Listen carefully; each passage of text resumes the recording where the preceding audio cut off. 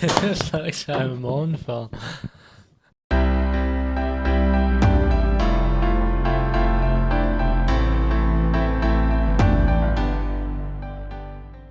Yeah, well, they know who they are as well. Well, they probably don't, and that's the annoying thing Are you about just in the levels? It looks like you're feeding a dog. He's hungry.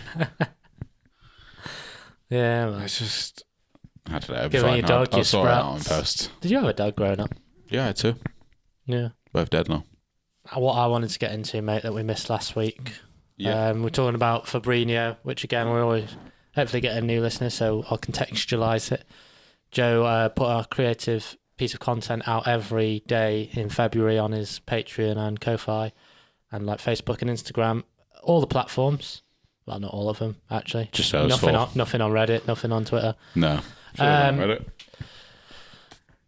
Yeah, and so he had lots of ideas, lots of drawings and songs and stuff and funny videos. But one of the ideas that got scrapped early on, well, not early on, actually, quite late into the process, he actually. He had an idea for a podcast called Why I Swiped Right, where he would have a call with someone that had swiped right with him on Tinder, with a Tinder match, and their first date, I guess, first conversation would be recorded as a podcast. Yeah. And he somehow thought like a human being would agree to that. Yeah, I think it's a funny idea. Yeah. And I do think there's someone that would agree to it. What will you expect? Why? Because it's... Would you agree to that? No, I don't think I would. Exactly. And you're someone that would do random shit.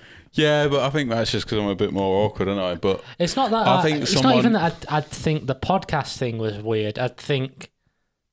Well, it's a bit of that, but I'd think anyone that asked me to do a podcast as a first date was weird. Do you know what I mean? Yeah, but I think there's a certain niche of chick, which is what I'm looking for. Yeah.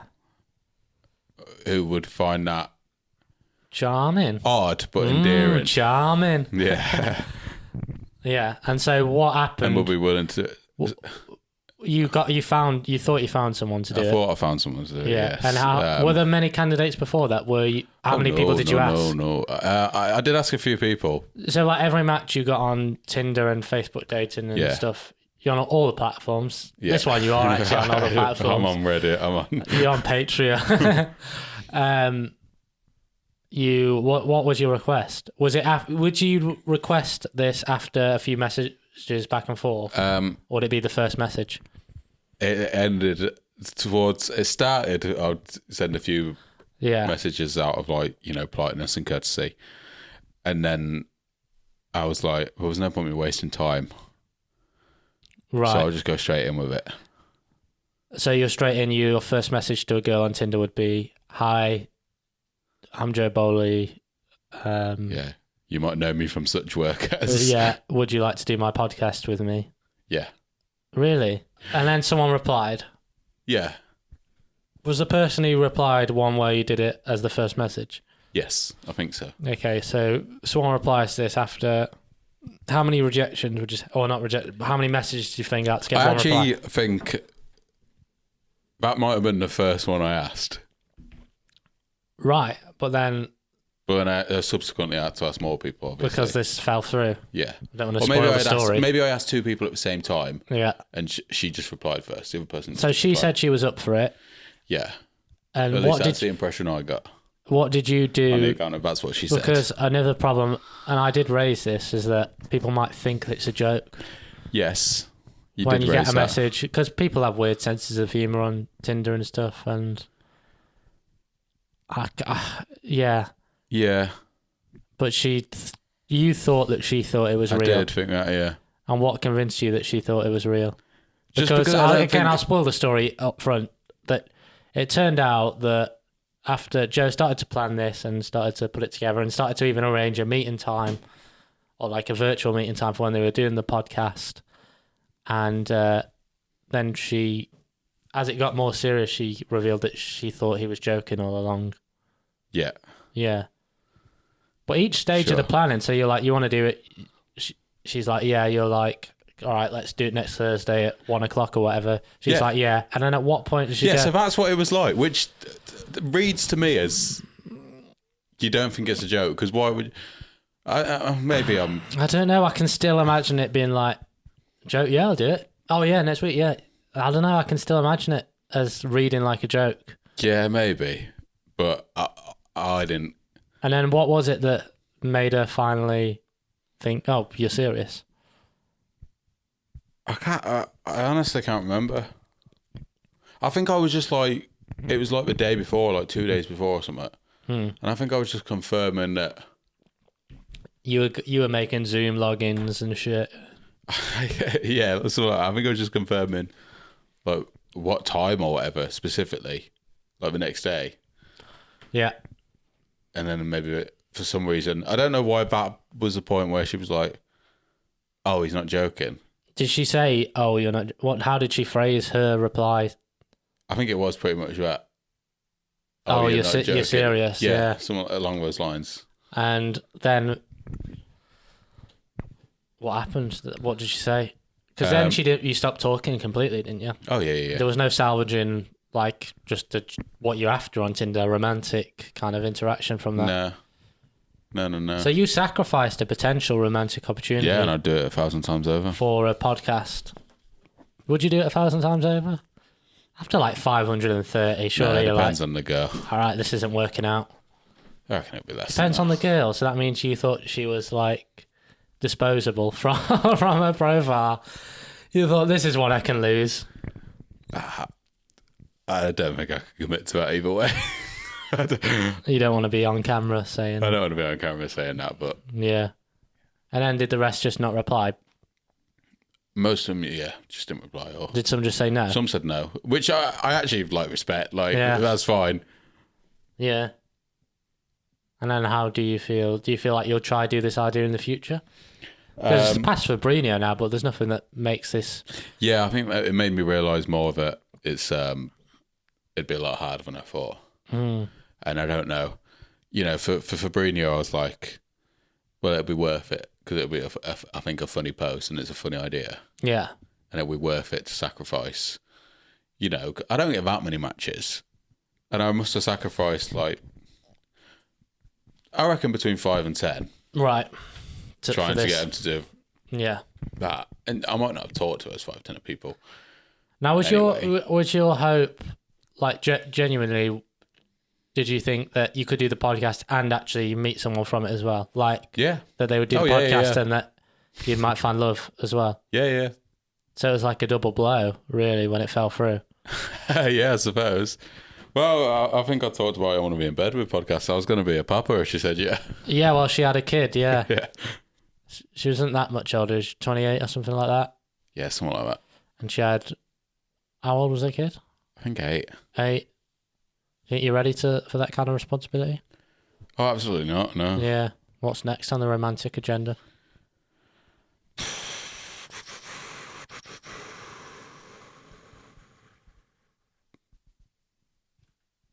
Self-stimulation. Oh, yeah, a lot of that. Yeah. A lot of that going on. You've got to love yourself before you can love someone else, haven't you? I do, regularly. Would you ever go skydiving? Yeah, probably. Like, I think it's important to do risky stuff in life. Like, I don't know. Ask girls from Tinder to be on a podcast. Yeah, exactly. Facebook dating, actually. Facebook dating. Sort of more pathetic, if anything. But, you know, you got to take risks in life. But skydiving, I don't know, it's not like a career or something. I suppose maybe people are like... Well, it's for skydivers. Yeah. Like instructors, yeah. But, like... There's no point in getting into it, is what I'm thinking. Because okay, what if one day you're an I'm a celebrity? Yeah. And they go to throw you out of the helicopter? Just do it then. Oh, yeah. Also, I swear you can get away from that on medical grounds if you get really fat beforehand. Yeah, and just go in the canoe instead. Yeah. Just capsize a canoe instead. Man. No, I just don't want to look for extra thrills in my life at the moment. What about quad biking? Yeah, but where am I doing that? Am I just doing that on a random field? No, you're doing it off a plane. With no parachute. There's no parachute that's attached to the quad bike and it carries both of you. Or does it just sink because it's a quad bike? No, it carries both of you. Yeah, that'd actually be sick. Well, so you do that? Piers Morgan, leaving Good Morning Britain. Yep. Have you ever left a job? Have you ever walked out of a job? That motherfucker quit more unexpectedly than a Word document. Oh, yeah, I get it. Yeah, when that motherfucker didn't have no autosave. no recovery in place for that shit. Got taken down by the Weatherman. Yeah, people thought Weatherman can be so vicious. I think we do need to address the elephant in the room. The sort of camera pan, Dumbo set over there. Absolutely, that's good stuff. The way our sort of status has changed, maybe from kind of unknown to maybe widely known now. A lot of new viewers, I'd imagine. Instagram reel I put up the other day. I think it got nearly 4,000 plays. 4,000.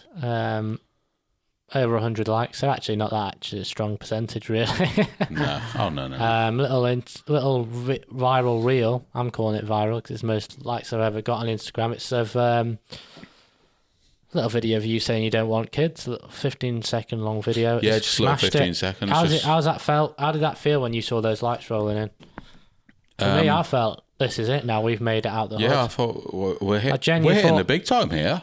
I did sort of think, because I posted some reels since then and some little clips of the podcast. I thought, everyone will be like, every clip will get this kind of reaction.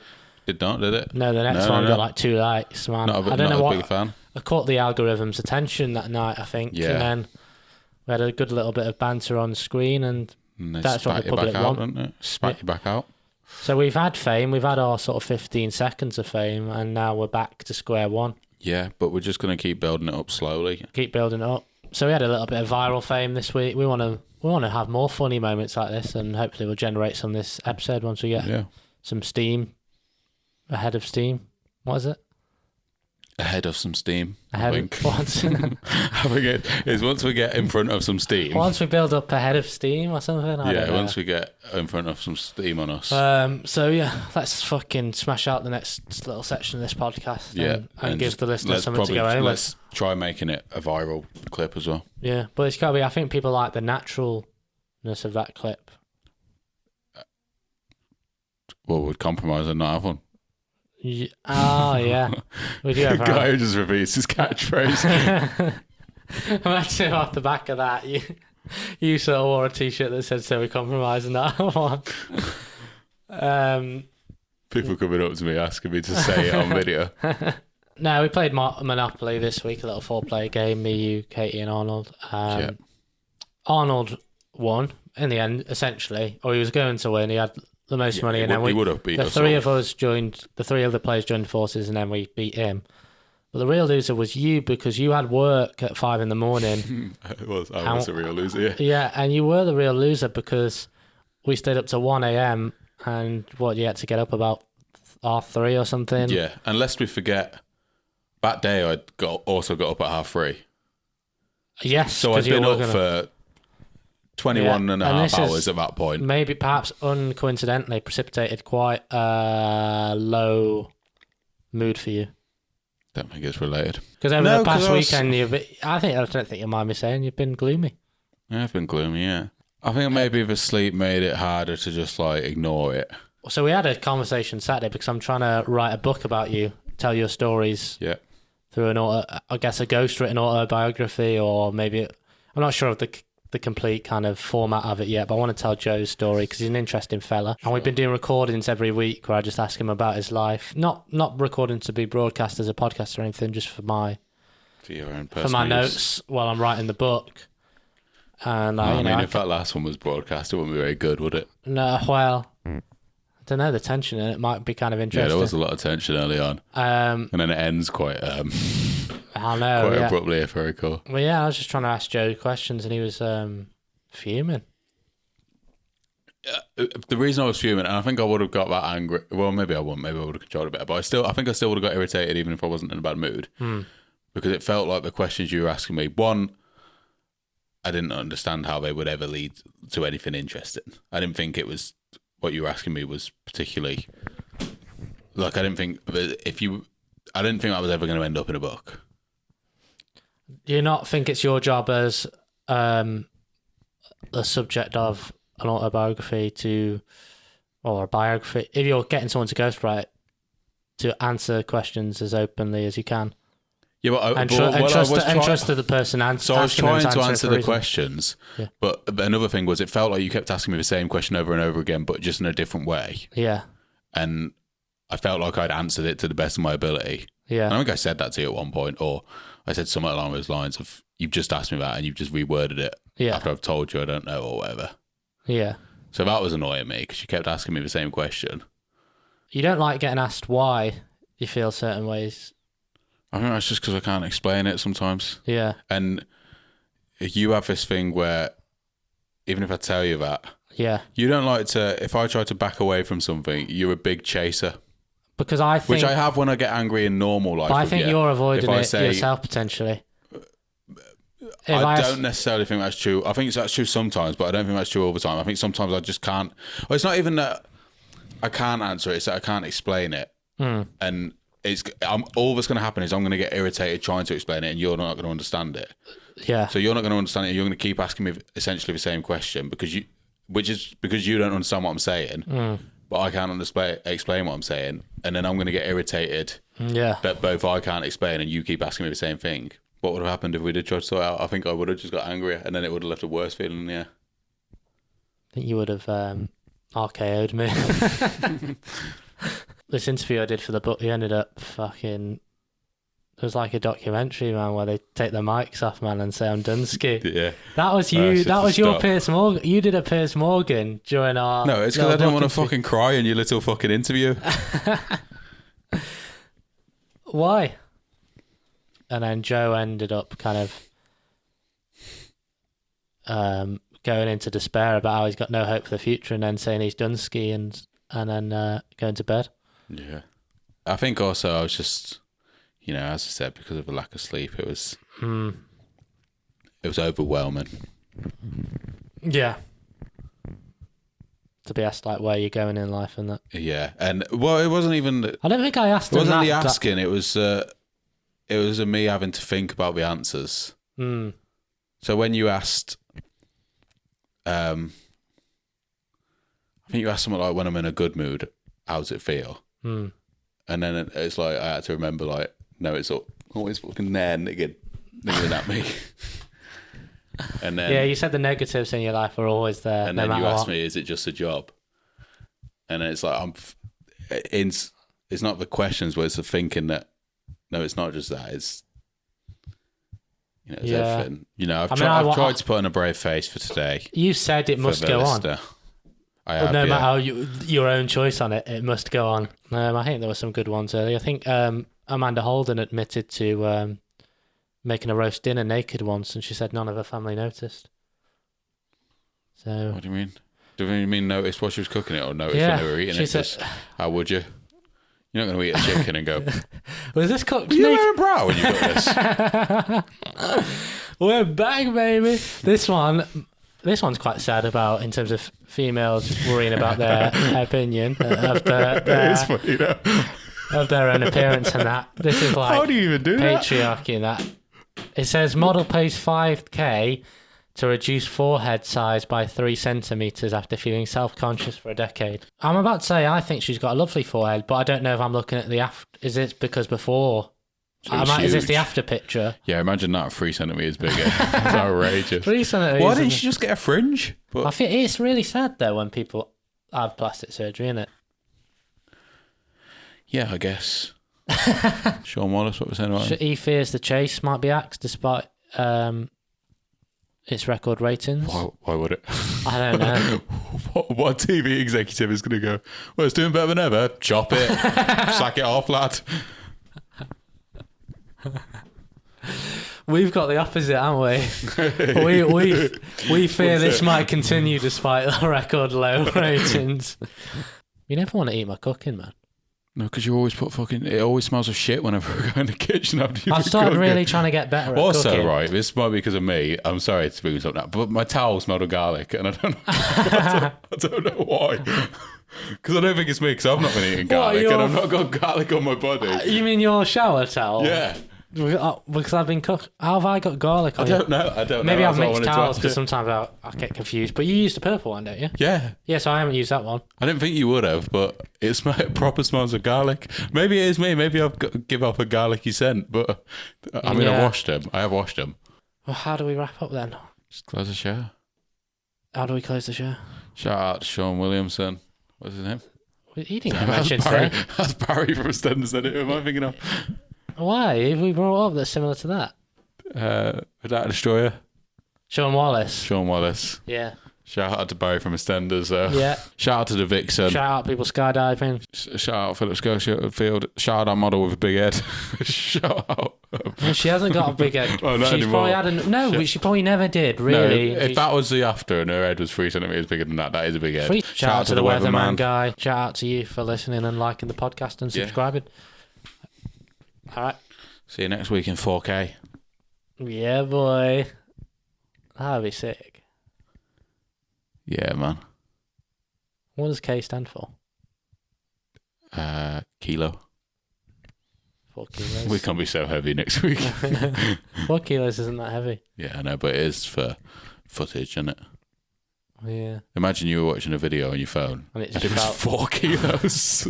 Shout out to pretending to be happy. Shout out to powering through. Shout out to courage not being the absence of fear. Courage is when you feel fear and you do it anyway. Shout out to poetry. Shout out to anyone who wants to be on my new show, Bonafide. See, how can you be sad when you got Bonafide coming out? Maybe that's it. Maybe people send in pictures of like they've got their jeans on, and I have to decide if it's a real one or if it's just the jeans and making them look like that. Joe Bowley on Bonafide. Shout out to his bit. Shout out to long endings.